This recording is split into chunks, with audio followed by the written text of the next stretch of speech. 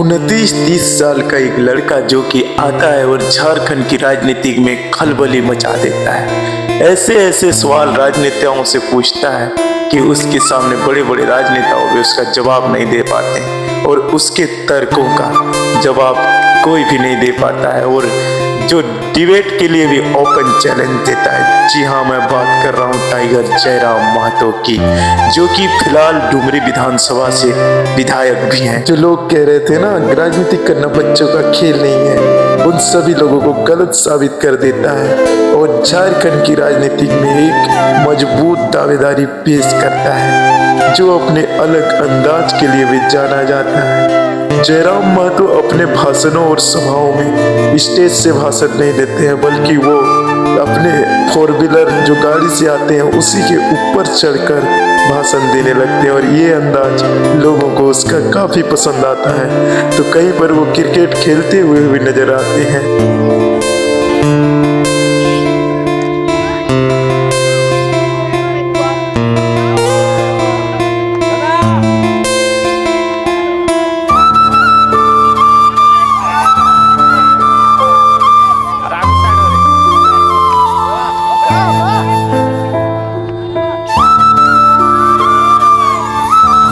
जिस प्रकार से जयराम महतो अपने भाषणों में कहते थे कि अगर वो जीत जाएंगे तो वो जनसभाओं में जाएंगे और जनता के बीच बैठकर उनकी समस्या का समाधान करेंगे, उसी बात को रखते हुए जीते हुए 2 दिन भी नहीं हुए और जयराम महतो टुंडी विधानसभा के नेरो गांव में जाते हैं और वहां की स्कूल की समस्या को सुनकर उसे समाधान करने का कोशिश करते हैं। हम आए थे टुंडी विधानसभा, चूंकि अब तो हम लोग भले विधायक डुमरी से, लेकिन हम तो जेलकम पार्टी के केंद्रीय अध्यक्ष होने के नाते पूरा झारखंड भ्रमण करना पड़ता है। तो यहाँ लोगों की एक समस्या है कि यहाँ के लोग शिक्षक नहीं होने के कारण गांव वाले चंदा करके मतलब शिक्षक रखे हैं, तो बड़ा दुर्भाग्य है। ये नेरो का है प्राथमिक विद्यालय मध्य विद्यालय है मैडम। पता नहीं कारण तो मालूम नहीं, हम भी सुने तो हमको भी शौक लगा कि भाई आज 21वीं सदी में इस तरह का माहौल है तो दुर्भाग्य है। और आपसे काफी अपेक्षा है क्योंकि आपसे परिचय हमारा है लेकिन कभी मिले नहीं है। तो जी आपका नाम भी सुने हैं, आपकी ईमानदारी को भी सुने हैं, तो थोड़ा सा हम आपसे यही कहेंगे कि थोड़ा सा इस विषय का जितना त्वरित हो सके समाधान कीजिएगा कि ये मैंने स्कूल में क्या नाम लगा पूरा वो मध्य विद्यालय नेरो। हाँ, इसको एकदम गंभीरता पूर्वक देखिए मैडम। ठीक है, धन्यवाद। टाइगर जयराम महतो नए जनरेशन की नई सोच रखने वाले नेता है, इसीलिए वो अपने चाहने वाले समर्थक जो उसे मिलने आते हैं उससे ये अपील भी करते हैं। जब वो उससे मिलते आते हैं तो वो फूल का माला या फिर बुफे लेकर आते हैं तो वो माला कहीं घर में जाके कहीं अगर फेंका जाता है या फिर बेकामा हो जाता है। इसीलिए वो अपने समर्थक और प्रशंसकों से ये अपील करते हैं जब भी उससे कोई भी प्रशंसक या मिलने आए तो फूल का माला या गुलदस्ता ना लाए, अगर हो सके तो भेंट स्वरूप किताब ला सकते हैं और जयराम महतो को किताब का भेंट दे सकते हैं। जोहार। विधायक बनने के बाद और विधायक बनने से पहले से जब भी हमारे समर्थक, शुभचिंतक, मित्र, साथी मिलते हैं तो गुलदस्ता, फूल, बुके वगैरह सम्मानित करने के लिए लेकर आते हैं। और मुझे लगता है कि जो बुके वो सम्मानित करते हैं कहीं ना कहीं वो मिसयूज हो जा रहे हैं। घर के या किसी कोने में रख देते हैं, 2-4 दिनों बाद वो नष्ट हो जाते हैं। इसलिए हम चाहते हैं कि जो भी हमारे समर्थक हमें बधाई देने के लिए पहुंचे, आपकी भावनाओं का आदर करते हैं, सत्कार करते हैं, किंतु नए दौर का नेता होने के कारण हम नहीं चाहते हैं कि आप जो भी उपहार हमें दें वो मिसयूज हो जाए, वो बेकार हो जाए और वो फूल के गुलदस्ते बेकार हो जाते हैं। इसलिए आप जब भी हमसे मिले तो कोशिश कीजिएगा, क्योंकि हम लाइब्रेरी बनाने की सोच रखे हैं हर एक प्रखंड स्तर में, 4-5 पंचायतों को मिलाकर क्लस्टर स्तर में, तो आप किताबें भेंट करें।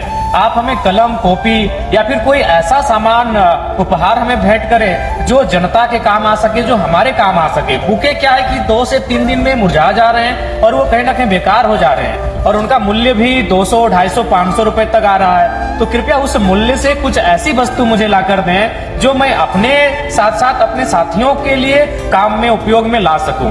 धन्यवाद, जोहार, नमस्कार। वहीं जब जीतने के बाद टाइगर जयराम महतो एक बार उसके गांव के भ्रमण में घूमते हैं। तो वहीं पर वो लोगों से मिलते हैं, सबसे प्रणाम भी, पैर छू के प्रणाम भी करते हैं और लोगों से बातचीत करते हैं। उसी बीच एक औरत उससे ज़्यादा उम्र की आगे उसके पैर छूने लगती है। वहीं जयराम महतो कहते हैं, अरे हटो हटो, ये क्या कर रही हो, आप लोग तो हमसे बड़े हो। तो वहीं उस औरत कहती है कि तुम नेता बन गई हो, तुम बड़ा आदमी बन गए, इसीलिए पैर छुए। पर जयराम महतो यहाँ पर कहते हैं, हम नेता हैं पर आपसे बड़े नहीं हैं, हम तो आपके सेवक हैं, हम तो जनता की सेवा करने के लिए नेता बने हैं।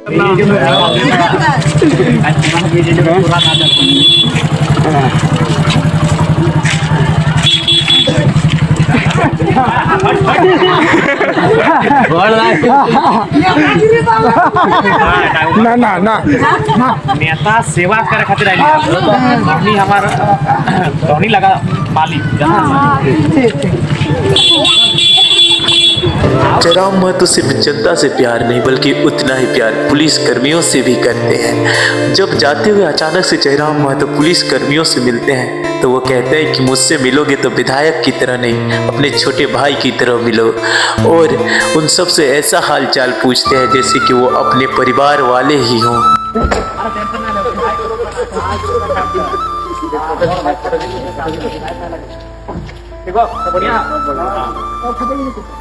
पुलिस दा देखा ड्यूटी बढ़िया से का तो सिम जगह सबको प्रचार करवा रहे हो।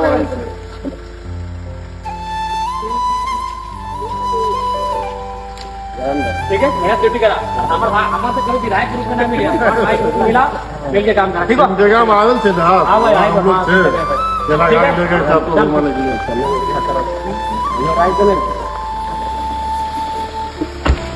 जयराम महतो प्यार वाले स्वभाव के लिए जाने तो जाते ही हैं, पर कहीं कहीं अपना एग्रेशन वाला भी स्वभाव नजर आता है उसमें।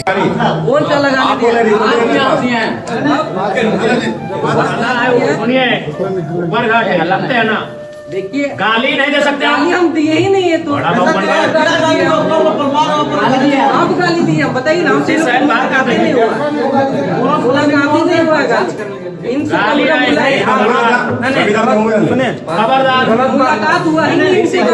हम ये नहीं कहेंगे कि आखिरी है, क्योंकि जयराम महतो के बाद कोई नया जयराम महतो पैदा हो सकता है 20 साल में, 40 साल में, लेकिन फिलहाल 24 सालों में ये पहली बार है झारखंड की राजनीति में कि लोगों की भावनाएं इस कदर जुड़ी है। सही बात है, कल को माँ का पेट से हम बीजेपी थे, ठीक है। जब जयराम जी से मेरा टच हुआ तो मैं बीजेपी को इस तरह इस्तीफा दिया जिस तरह लाश चलने के बाद हम लोग लाश को जला के इस्तीफा देंगे। तो ये वो आप जयराम का साथ देने से होगा कि सभी पूरे झारखंड साथ है उनका, कौन बोलता है कि उनके साथ नहीं है? देखिए, आज लोगों को हमसे हालत इसलिए खराब है कि हम सरल शब्दों में लोगों को बहुत गहरी और रहस्यमयी बातों को समझा देते हैं। जो बातें उलझी हैं उन बातों को सुलझाते हैं।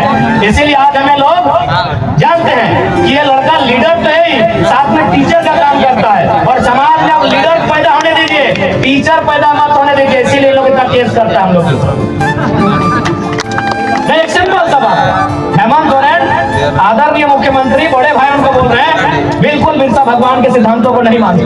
अगर मानते हैं तो चलिए आपसे कहेंगे, आपने जी वैसे भी आदिवासी का ही जमीन खरीदा, अभी कितना करोड़ों का था, बुखारा वाला तो पेपर भी देख लीजिए, कटिंग 20 करोड़ बताया जा रहा है अनुमान।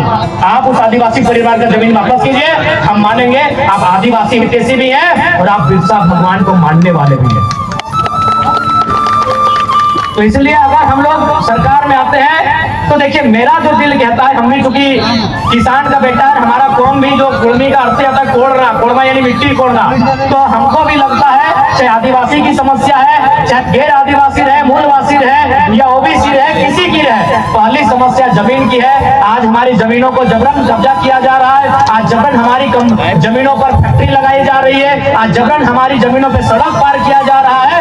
इसलिए हम लोग सबसे पहले जमीन कानूनों को सुधार करेंगे। अगर जमीन रहेगा तभी हम जिंदा रहेंगे, नहीं तो किसी रेलवे प्लेटफॉर्म में वो कटोरी लेके क्या बोलते हैं, गुलगुलिया, हालांकि माफी चाहते हैं शब्द के लिए, लेकिन जो सच्चाई है कहते हैं वो गुलगुलिया कोई बंजारा बोलता है, वही हमारा रास्ता जीवन होगा।